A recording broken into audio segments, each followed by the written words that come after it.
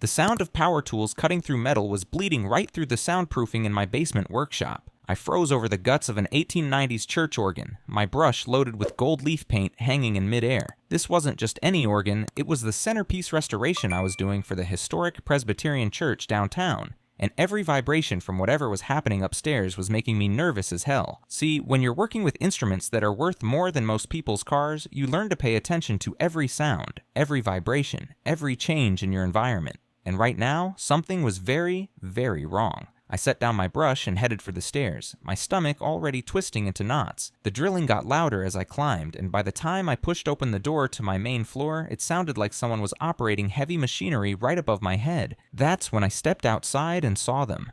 3 guys in hard hats were on my roof with power tools, systematically destroying my ventilation system. The custom exhaust pipes I'd had installed just 2 months ago. The ones that cost me $4,000 and were absolutely essential for working with the toxic fumes from restoration chemicals were being cut down and tossed into a dumpster truck like scrap metal. "Hey," I shouted up at them. "What the hell are you doing to my house?" One of the guys looked down at me with this smug expression and held up a clipboard. "HOA violation remediation," he called back. "You got 24 hours to remove all non-conforming structures or we do it for you. Guess your time's up." But here's the thing these HOA vultures didn't know about me. They thought they were dealing with just another pushover homeowner who'd roll over and write them a check. They had no idea that my quiet, methodical approach to restoring century-old instruments had given me a very particular set of skills. And they definitely didn't know what my uncle had left hidden in that old piano downstairs. Before I tell you how I completely destroyed this corrupt HOA and sent their ringleader to federal prison, I need to know, have you ever had to deal with power-hungry property managers or HOA boards in your neighborhood? Drop a comment and let me know where you're watching from, because I'm starting to think this kind of abuse happens everywhere. Let me back up and tell you how this whole mess started. My name's David Castillo, and I restore musical instruments for a living. Not the kind of work most people think about, but there's actually good money in bringing dead pianos and organs back to life. Churches, concert halls, wealthy collectors, they'll pay serious cash to have their antiques sound like new again. I'd been doing this work for about 15 years, mostly operating out of a rented space in Denver when my uncle Miguel passed away last spring. Uncle Miguel was the family success story, certified public accountant, owned his house outright in this nice subdivision called Mountain View Terrace in Colorado Springs, always had his finances in perfect order. Miguel and I had always been close. While other kids were playing video games, I was in his garage learning to tune piano strings and mix wood stains. He taught me that patience and attention to detail weren't just good habits, they were survival skills in a world full of people trying to cut corners. When he died, he left me everything. The house, his savings, and most importantly, his workshop space. See, Miguel understood my business better than anyone. He knew I needed a place with proper ventilation for the chemical fumes, soundproofing for testing instruments, and climate control for storing delicate wood and metal components. The basement of his house was perfect. 20 feet by 30 feet of concrete and steel, with industrial-grade exhaust fans, humidity controls, and enough electrical capacity to run all my equipment. Plus, it was in a quiet neighborhood where I could work on instruments at any hour without disturbing anyone. I spent most of the summer moving my operation down from Denver and getting settled in. The neighbors seemed friendly enough. Lots of military retirees from the nearby base, middle-class families, the kind of people who mow their lawns on Saturday mornings and wave when you drive by. Everything was perfect until I met Brandon Miller. Brandon was the HOA property manager, and from the moment I first saw him, something about the guy set my teeth on edge. Picture a used car salesman who thinks he's running for mayor, cheap suit that's a little too tight, handshake that lasts a little too long, and this way of smiling that never quite reaches his eyes. He showed up at my door about a week after I'd gotten fully moved in, clipboard in hand, and that politician smile plastered across his face. "Welcome to the neighborhood, Mr. Castillo," he said, like he was doing me some kind of favor. "I'm Brandon Miller, property manager for Mountain View Terrace HOA. Just wanted to stop by and make sure you're familiar with our community guidelines." The way he said, "community guidelines," made it sound like he was talking about the 10 Commandments. I invited him in, figuring it was better to start off on the right foot. Big mistake. Brandon spent the next 20 minutes walking through my house, taking notes on everything. He measured the length of my front walkway, checked the color of my exterior paint against some kind of chart, and even opened my mailbox to make sure it was regulation height. But it was when we got to the basement that things got weird. "This is quite an operation you've got here," he said, running his finger along one of my workbenches. "You sure this is all permitted for residential use?"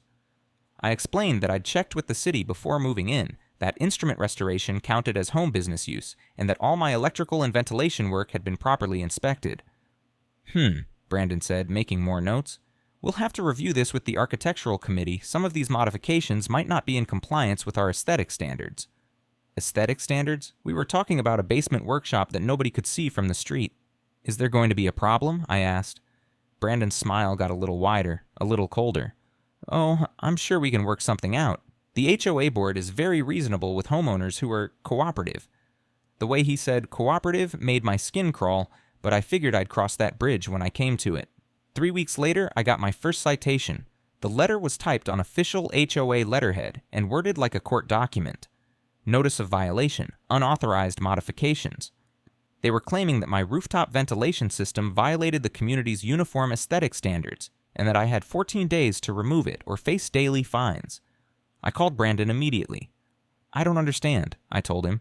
You never said anything about the ventilation being a problem. Well, the architectural committee has had a chance to review your situation more thoroughly, he said, still with that oily politician voice. The exhaust pipes are visible from the street and they don't match the approved color palette for roofing fixtures. Brandon, I need those pipes. The chemicals I work with will literally poison me without proper ventilation. I'm sure you can find another solution, maybe relocate your business to a more appropriate venue? And there it was. This wasn't about aesthetics or community standards. Brandon Miller wanted me gone. But here's what Brandon didn't understand about people like me. When you spend your days bringing dead instruments back to life, you develop a kind of stubborn patience. You learn that the best restorations take time, careful planning, and the ability to see problems that other people miss. I wasn't going anywhere. I started doing research. Colorado has pretty specific laws about HOA powers, and it turns out they can't just arbitrarily change rules to target individual homeowners. I found 3 similar cases where courts had ruled against HOAs for selective enforcement. I also started paying closer attention to Brandon Miller himself. See, when you work with your hands for a living, you notice details that other people miss, and I was starting to notice some interesting details about our HOA manager, like the fact that he drove a brand new BMW 7 Series on a property manager's salary, or that the approved contractors list for HOA maintenance work seemed to consist entirely of companies owned by people with the same last name as Brandon, or that the monthly financial reports he sent out were always exactly 2 pages long, no matter how many projects were supposedly happening. But I was still trying to play nice. I filed an appeal with the architectural committee, providing documentation that my ventilation system met all city codes and was painted in colors that matched my roof shingles. The appeal was denied within 24 hours. That's when Brandon really started turning up the heat. First, he had the HOA's safety inspector, who turned out to be Brandon's brother-in-law, condemn my electrical setup as potentially hazardous. Never mind that it had been installed by a licensed electrician and passed a city inspection. The power to my workshop was shut off, pending remediation. Then came the daily fines. $200 a day for continued violation of architectural standards. The math was simple and brutal. At that rate, I'd be bankrupt in about 3 months. But the thing that really pissed me off was what happened with my clients. I was in the middle of restoring a 1923 Steinway grand piano for the Colorado Springs Symphony when I started getting worried phone calls. The symphony director had heard concerns about my work quality. The Presbyterian Church was asking questions about my credentials. 2 private collectors canceled their contracts entirely. Someone was making calls. Someone was spreading rumors that I was unreliable, that my work was substandard, that people shouldn't trust me with their valuable instruments. I knew it was Brandon, but I couldn't prove it. The stress was eating me alive. I wasn't sleeping, I was losing weight, and worst of all, I was starting to make mistakes in my restoration work. When you're dealing with instruments worth $50,000 or more, mistakes aren't just expensive, they're career-ending. That's when I decided to fight back. I started by reaching out to my neighbors. Turns out I wasn't the only one who'd had problems with Brandon Miller. Mrs. Peterson, the retired auditor who lived 2 houses down, had been asking questions about HOA finances for months. The responses she got were always vague, always incomplete. I've been doing accounting for 40 years, she told me over coffee. These financial reports don't add up. There's money going out, but I can't figure out where it's going in.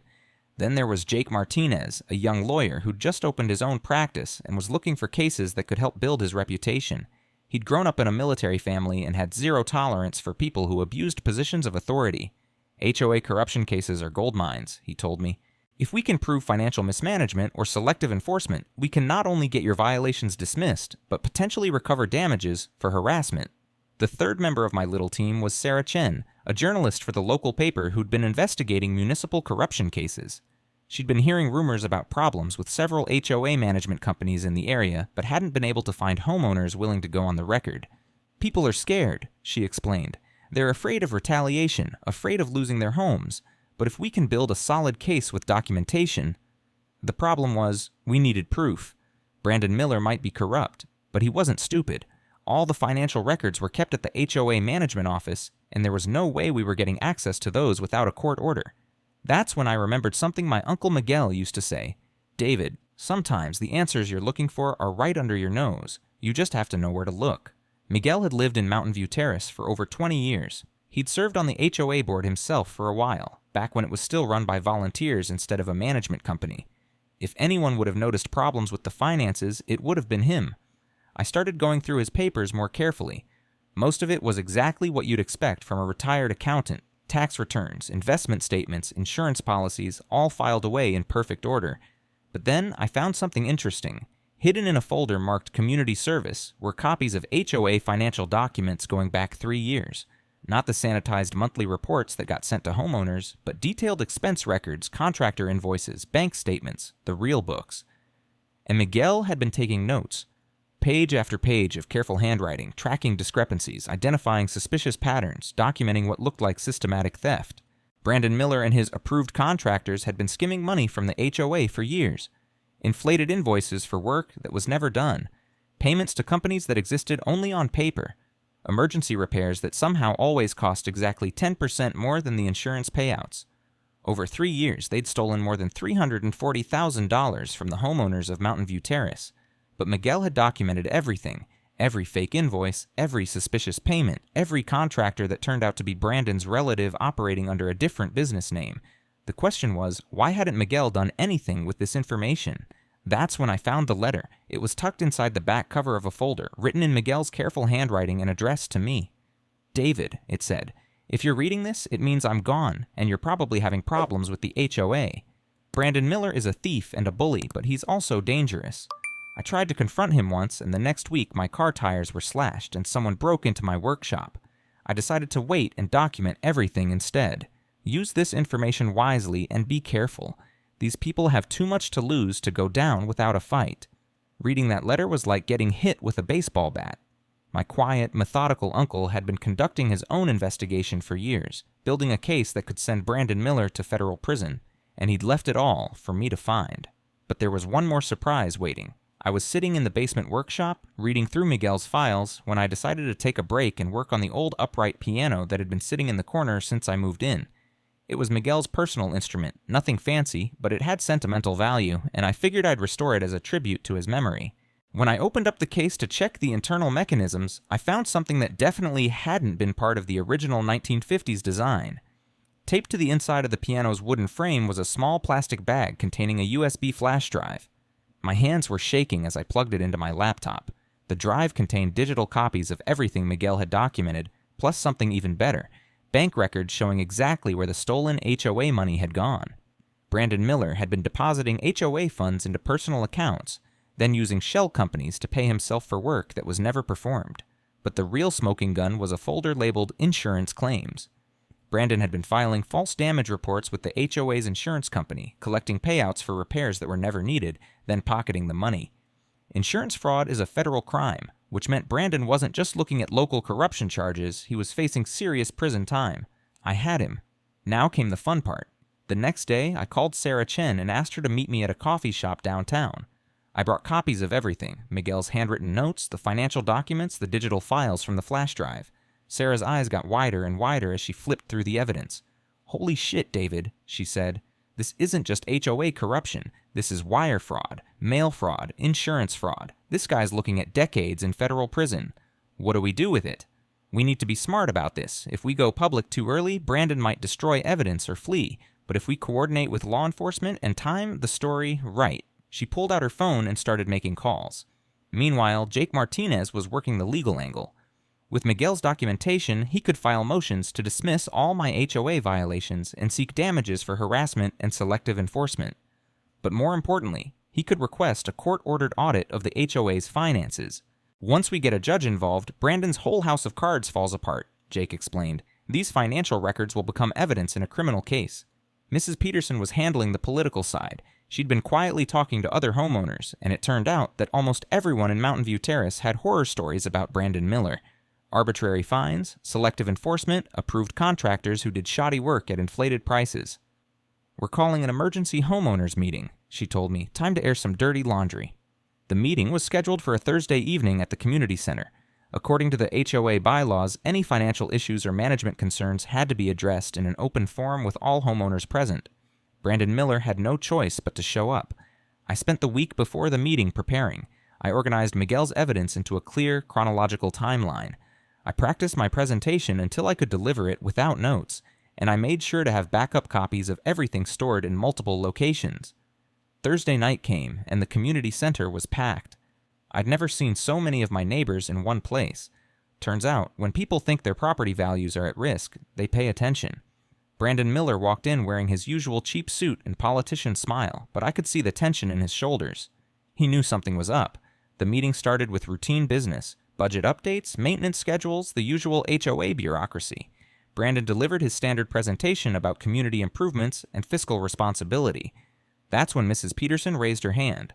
"Before we adjourn," she said, "I'd like to address some concerns about our financial management." Brandon's smile faltered just slightly. "Of course, Mrs. Peterson. What kind of concerns?"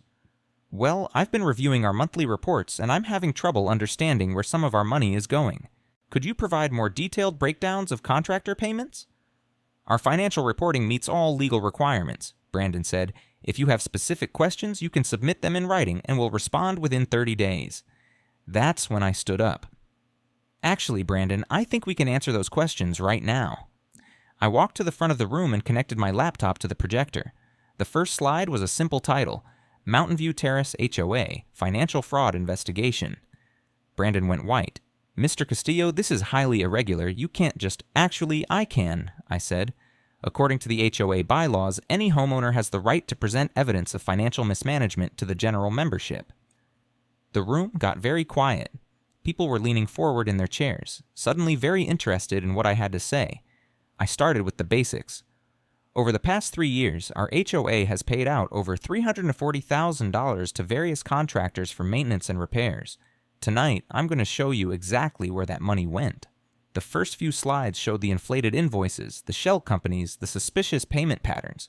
I could hear people in the audience making small sounds of surprise and anger as they realized how they'd been ripped off. But the real bombshell came when I showed them the insurance fraud. "This is a claim for $15,000 in storm damage to our community playground," I said, highlighting a document on the screen. "The claim was approved and paid out in full, but here's a photo of our playground taken the day after the supposed storm damage." The playground in the photo was completely intact. And here's where that $15,000 ended up. The next slide showed a bank deposit into an account owned by Miller Property Solutions, Brandon's personal company. The room erupted. People were shouting questions, demanding explanations. Someone called for Brandon to be removed from the meeting. Someone else suggested calling the police right there. Brandon Miller stood up, his face red and his hands shaking. "This is all fabricated," he shouted. "Mr. Castillo is trying to retaliate against legitimate HOA enforcement actions." That's when I played my ace. "These documents didn't come from me," I said. "They came from Miguel Castillo, my uncle, who lived in this community for 20 years and served on this HOA board. He spent the last 3 years of his life documenting your crimes." I clicked to the next slide, which showed Miguel's handwritten notes alongside the corresponding financial documents. Miguel was a certified public accountant with 40 years of experience. He knew fraud when he saw it, and he left a paper trail that's going to send you to federal prison. The silence in the room was deafening. Brandon Miller looked like he was about to throw up. "The FBI Financial Crimes Unit received copies of this evidence yesterday," I continued. "I'm told they'll be executing search warrants sometime next week." Brandon Miller didn't say another word. He grabbed his briefcase and headed for the door, pushing past angry homeowners who were shouting questions at him. 2 weeks later, the FBI raided Brandon Miller's office and his home. They found evidence of additional fraud schemes involving other HOA properties across Colorado Springs. The total amount stolen was over $2 million. Brandon Miller was arrested on federal charges of wire fraud, mail fraud, insurance fraud, and money laundering. He was sentenced to 12 years in federal prison and ordered to pay full restitution to all the HOAs he'd robbed.